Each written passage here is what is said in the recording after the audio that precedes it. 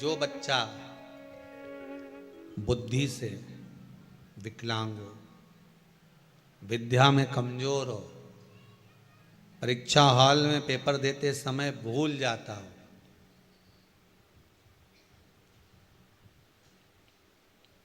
विवेक काम ना करता हो, तो निवेदन है किसी भी पूर्णिमा की रात्रि को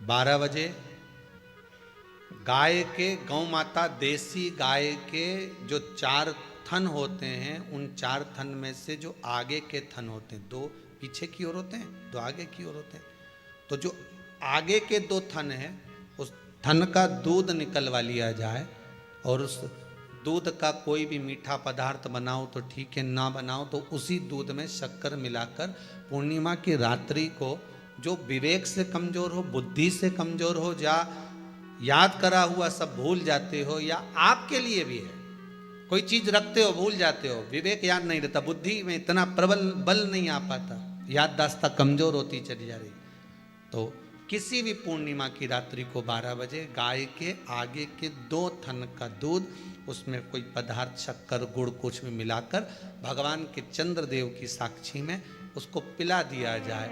महाराज बार बार पिलाने की जरूरत ही नहीं पड़ेगी, एक ही बार में काम कर जाएगा और विवेक पूर्ण तरह से कार्य करने लगेगा।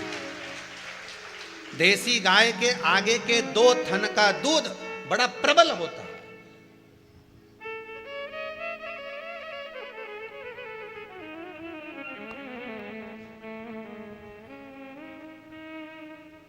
पूर्णिमा की रात्रि को 12 बजे उसका प्रयोग किया जाए। आप उस दूध को निकाल लो शाम के समय, रात्रि के समय ग्वाले से कहकर जिसके यहां पर देसी गाय हो वहां निकलवा कर उसको रखा जाए, उसका पान करा जाए। महाराज रोग बीमारी में प्रबलता, तो मां यशोदा जी जग कल्याण के लिए पूछ रही है, संपूर्ण विश्व के कल्याण के लिए।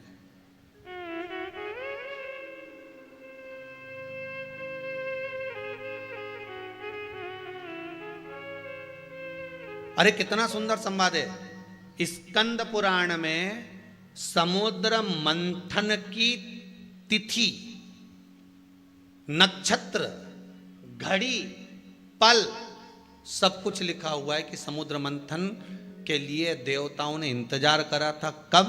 जब चंद्र का प्रभाव पूर्ण हो।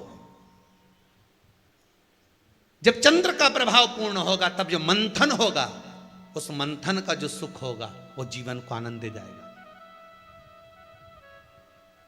हो सकेगा तो कल की कथा में मंथन के लिए जो समय स्कंद पुराण में कहा गया कि ये समय में चंद्र प्रबल होगा, उस चंद्र की प्रबलता में मंथन का कार्य प्रारंभ करा जाए। देवता और राक्षस मिलकर मंथन करें। कल की कथा में वो पल, वो समय भी बताएंगे कि स्कंद पुराण में ये जगह पर ये चीज लिखी है।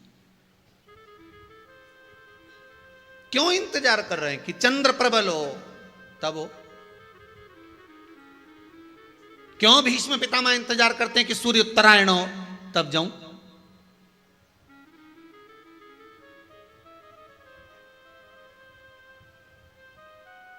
जब देवता 33 कोटि देवता उस चंद्र के इंतजार में रहते हैं कि ये चंद्र प्रबल होगा तब जाकर ये चंद्र यहां पहुंचेगा, तब जाकर हम मंथन करेंगे, तब जाकर वो अमृत मिलेगा और उस अमृत को देवता धारण करेंगे तो वो आनंद पा जाएंगे।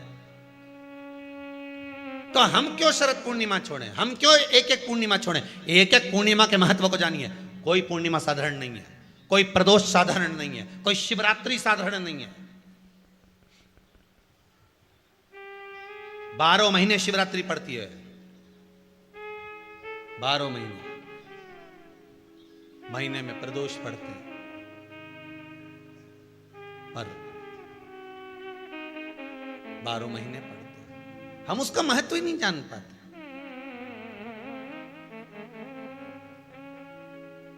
कौन से प्रदोष पर क्या करना है, कौन सी पूर्णिमा को क्या धारण